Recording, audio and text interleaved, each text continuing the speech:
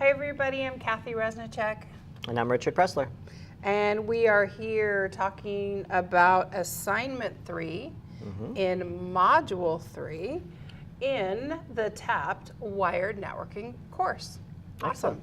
So the first two assignments were really dealing with Layer 2. So we looked at resiliency and then quality of service, or QoS mechanism. So in 3 and 4, we're looking at the same things but in Layer 3, correct? Right. So in Assignment 3, then we're looking at Layer 3 IP resiliency, since IP is in Layer 3, right? Awesome. So, getting it. Good. So talk about the difference, or talk about what's special about the Layer 3 IP resiliency versus the Ethernet resiliency that we talked about before. Yeah, I'd be happy to. So you probably noticed in the Layer 2 Ethernet resiliency that there's a lot of work that's been done to avoid loops. Loops are a big problem when you start to connect multiple switches to each other. If a loop occurs, it may not end, and it might bring down the entire network. So spanning tree has loop avoidance. All of the port channeling concepts avoid loops. Even the switch stacking avoids loops. In Layer 3, that's not as critical. And the reason it's not as critical is because back when we talked about the IP protocol, we talked about a value in that protocol called time to live. And time to live basically indicates how long a packet could be passed between routers before eventually it's killed off because it has nowhere to go. And that's important because that means that sounds like a video game. It kind of does, I know. But it basically means Layer 3 has its own built-in IP itself, has its own way of avoiding a packet from just going from point A to point B, back to point A, back to point B, bouncing back and forth. Not a good thing if that happens. The routers really should know where they're sending the traffic, but it also won't create a storm that never ends necessarily. So in Layer 3, there are ways of having redundant paths to a network. You could have a path from the district office to a school, and then the district office could go to another school and then back to that same school. And so the networks for that school could be advertised on both paths. And protocols such as open shortest path first, well, it can look at that choice and say, I'm going to pick the best one. I'm going to pick the one that has the highest bandwidth, other characteristics, right? And you learned about that all when we were talking about OSPF and its characteristics. So it can pick the best one. Well, there's also ways for you to make the network resilient by letting the protocol pick multiple paths that are at the same time and decide how to load balance the traffic to the destination. And that's called equal cost multipathing, or ECMP. And we're going to dive into that in this assignment, is how does it work and how could you use it so that you don't have idle paths on your network, but rather you utilize the paths and still have the resiliency that it could fail over if a path goes dark, if it's no longer available. So we're going to talk about that quite a bit.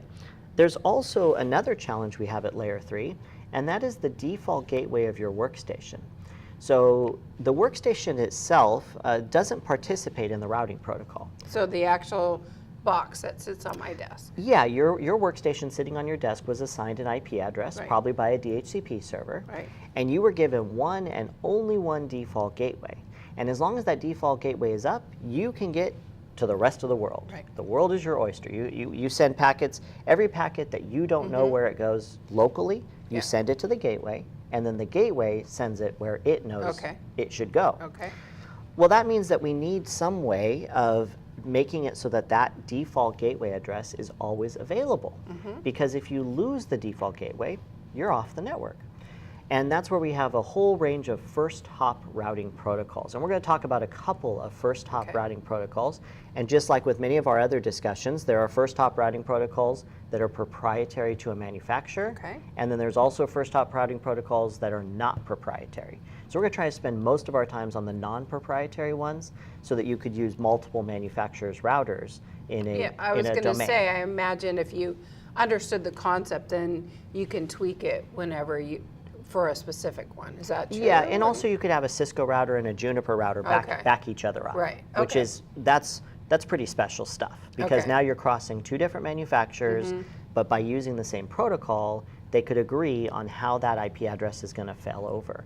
And that way you could have two or even more routers that are all responsible for the first hop out of the network. So now if one of them dies, well, the other one just takes that address over, and now your workstation doesn't even know necessarily that anything happened. It's, you know, it can happen within even a few seconds. It can happen quite quickly. It's not always instant, but it's pretty close. It can get pretty close to instant. So you go, what's going, oh wait, no, it's back. And we're going to talk about timers too, because you can influence the timers and make it even faster than it starts out from a standards perspective.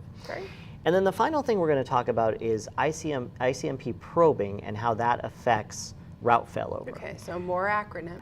That stands for Internet Control Message Protocol, but you may be accessing that protocol yourself whenever you do a ping. Have you ever done a ping test from your workstation, like to check whether your gateway was up or something was up?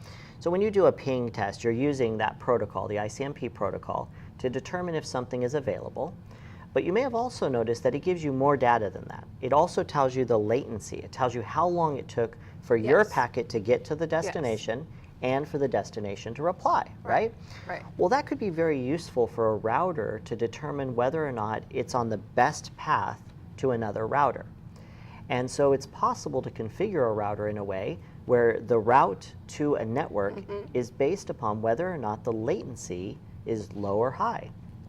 Or whether or not it's losing packets.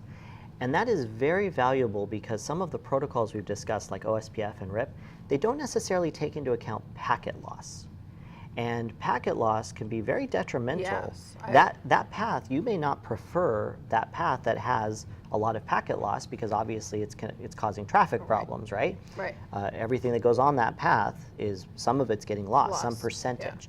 And if you have another path that would be better, well, this is a way for you to say, yeah, look, we're not going to use that path. We're going to switch to another one. And you don't need OSPF for this. You don't need BGP or any protocol to do this. You could even use it to tell a router or a firewall to fail over to a different internet service provider. This method could be used to say, I'm going to pick the internet service provider that has the least packet loss right now. It's an interesting way to look at it. So we'll talk about that a little bit in this assignment. All right. It sounds very interesting. I hope so.